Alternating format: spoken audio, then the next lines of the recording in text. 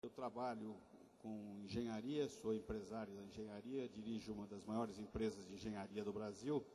Então eu gostaria de dar um lado aí otimista da visão que eu tenho sobre esse desenvolvimento futuro da engenharia.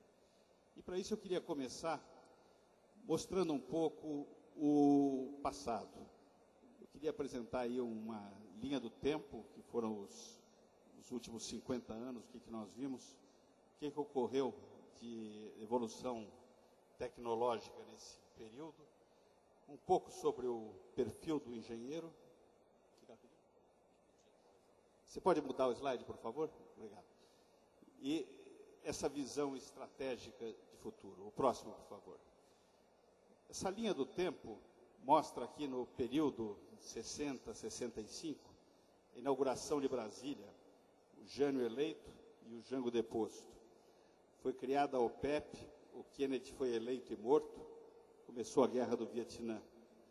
A pílula anticoncepcional mudou os costumes do mundo, Gagarin entrou em órbita, o circuito integrado entrou em operação, 600 mil televisões no Brasil, produção de 350 mil geladeiras. Pulando para o período 70-75, governo Médici, guerrilha no Araguaia, milagre econômico. Nixon se aproxima da China, fim da Guerra do Vietnã, Allende morto, Guerra do Yom Kippur, primeiro e-mail, DDD no Brasil, Microsoft, metrô de São Paulo, Itaipu e Tucuruí, Angra 1. Foi o milagre brasileiro em desenvolvimento da infraestrutura. Pulando mais 5 anos, Geisel governa, Herzog morre, Figueiredo eleito e anistia. Carter eleito, morre Mao Tse Tung, barril a $95, paz Camp David. Apple Computers, TheoryNet, bebê de proveta, o disco compacto CD. A lei da informática no Brasil, que fechou, e a lei do divórcio, que abriu. No período de 85 a 90, Chernobyl, queda do Muro de Berlim, Sarney e Collor, planos econômicos, hiperinflação. Internet, projeto Genoma, a moratória externa. 95 a 2005, Bush eleito, atentado no World Trade Center, criação do euro, Fernando Henrique presidente, Lula presidente, movimento do Sem Terra. Dolly, a ovelha clonada, GSM, 186 milhões de habitantes no Brasil. E nós estamos aqui, e o que virá para frente? Bastante difícil fazer a visão de cara, mas queria abordar primeiro um pouquinho da visão tecnológica, da evolução tecnológica. Neste século passado, nos 20 primeiros anos, nós tivemos o motor a combustão interna, a iluminação elétrica, o telefone, o rádio, fotografia e cinema e o avião.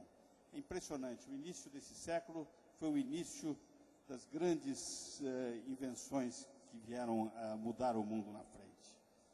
No período de 20 a 40, nos 20 anos seguintes, nós tivemos a linha de montagem industrial, aviação comercial, tivemos o período do dirigível, tivemos a popularização do automóvel e os eletrodomésticos, ou seja, foi a fase em que as invenções dos 20 anos anteriores se popularizaram e se tornaram comerciais. O período 40 a 60 foi o período das turbinas, os mísseis, a energia nuclear, o radar e a televisão. Esse período também marcou as décadas seguintes. No período 60 a 80, o lançamento dos satélites artificiais, que derivaram dos mísseis, e a conquista do espaço. Os computadores, que permitiram a conquista do espaço. A microeletrônica, o Xerox e a televisão e o Telex. É incrível o Xerox ser dessa década de 60, 70 até, que se popularizou. Antes a cópia era feita de mimeógrafos a álcool e cópias manuais. No período de 80 a 2000, o fax, que competiu com o avião, tirou muita gente deixou de viajar e passou a usar o fax, computadores pessoais em rede, a internet, a imagem começou a ser acessível no computador e a tecnologia da informação se disseminou. E daqui para frente, eu vou deixar as previsões. Os únicos que acertaram muito de perto, muito de longe, algumas previsões de 20 anos para frente, foram os autores de ficção científica. Nenhum pesquisador, nenhum cientista, ninguém conseguiu prever, com um mínimo de acerto, a evolução tecnológica que nós tivemos. E o que conduz, e ao que conduziu esse processo? Que a velocidade dessa mudança foi muito maior do que qualquer um de nós poderia pensar em acompanhar. Porém, todos nós acompanhamos. E acompanhamos graças ao quê? É que nós tivemos na universidade uma forte formação em ciências básicas. Na hora que o nosso reitor, o Seiber, fala que a matemática é a origem de tudo e a base do que nós estamos vendo aqui, nós temos a forte influência da ciência básica na capacidade que nós temos hoje de entender o mundo como ele é. O conhecimento que nós tivemos de física, o conhecimento que nós tivemos de química, o conhecimento que nós tivemos de cálculo, foi isso que permitiu que a gente tivesse as ferramentas que nos habilitaram a entender um pouco do mundo como ele é. Mas a universidade tecnológica falhou, lamentavelmente, ao deixar de nos dar a formação humanística, que era tão necessária quanto a formação técnica, para permitir entender essas mudanças. Porque essas mudanças não foram somente de origem tecnológica, elas foram mudanças de natureza sociológica, econômica, política, social, de todas as naturezas. Essa falta de formação humanística na nossa universidade é uma falha que precisa ser corrigida nas décadas seguintes.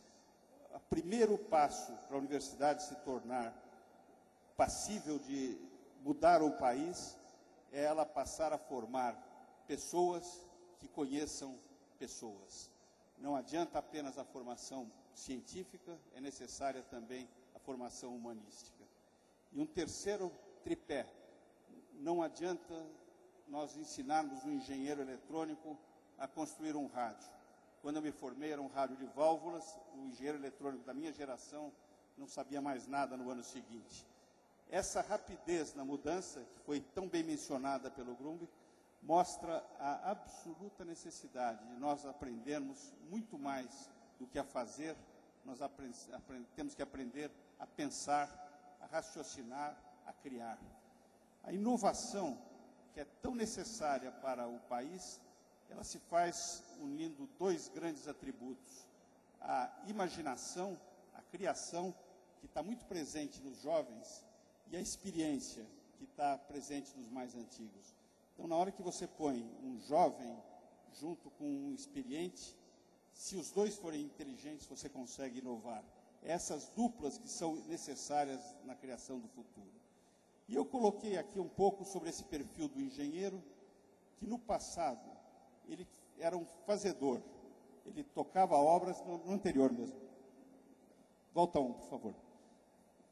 Ele era um fazedor, tocador de obras, usava a técnica, cuidava de prazos e custos e trabalhava na gestão de conflitos. Era o autêntico tocador de obras. No presente, o nosso engenheiro virou um integrador.